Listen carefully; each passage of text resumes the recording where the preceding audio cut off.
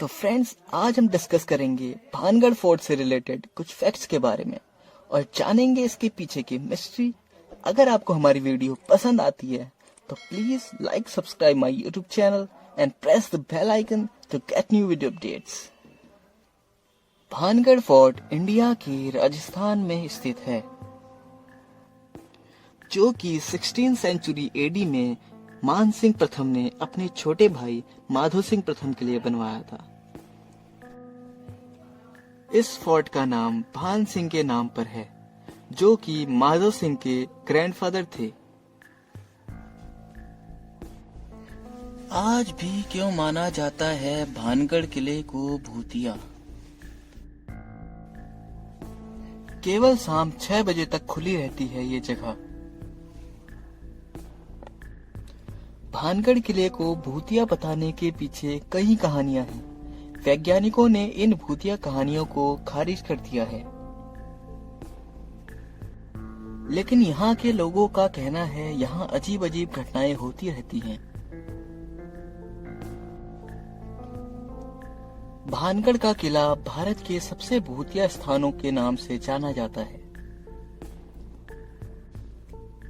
और शायद तभी ये किला सबसे बड़ा अनसुलझा रहस्य बना हुआ है।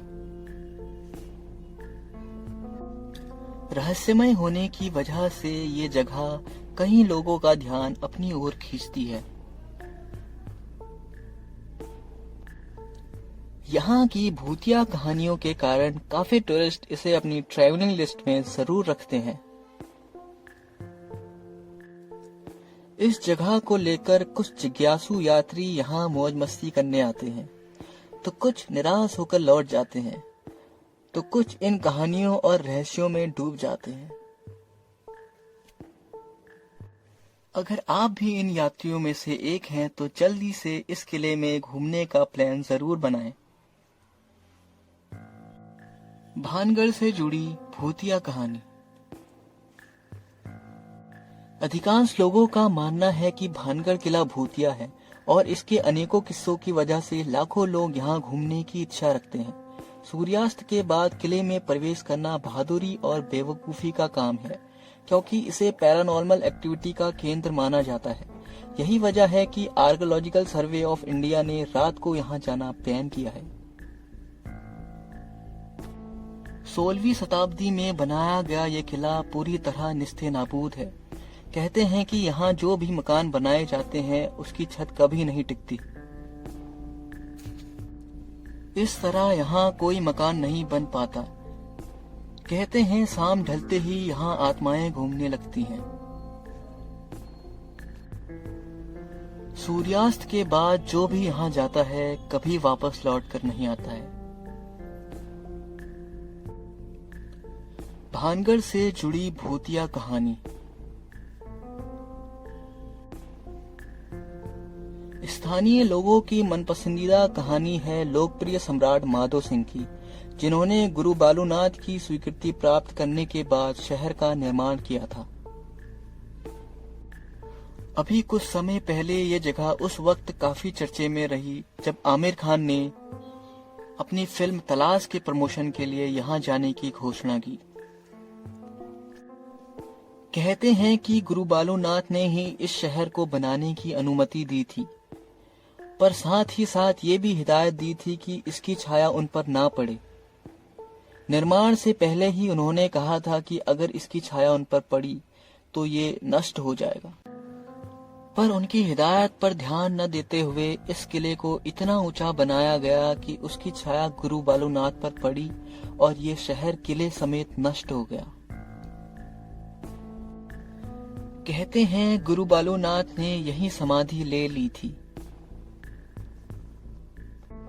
दूसरी मान्यता के अनुसार यहाँ की राजकुमारी रत्नावती को एक जादूगर सिंघाई पसंद करता था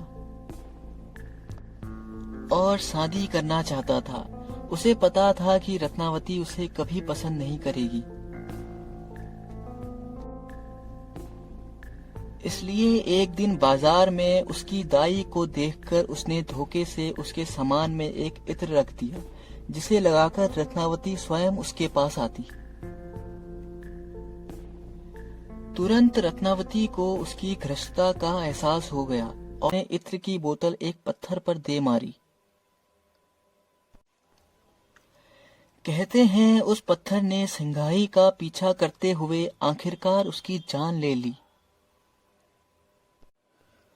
और मरते हुए सिंघाई ने ही रत्नावती के साथ ही भानगढ़ के नष्ट हो जाने और पुनर्जन्म ना लेने का श्राप दिया।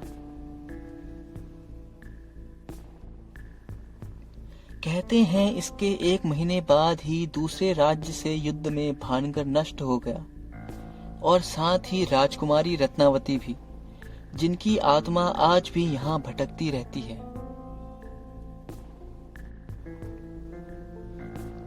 भानगढ़ के इस किले की असली कहानी कोई नहीं जानता। इन्हीं 2 कहानियों के आधार पर यहाँ कुछ बुरा घटित हुआ ऐसा अनुमान लगाया जाता है।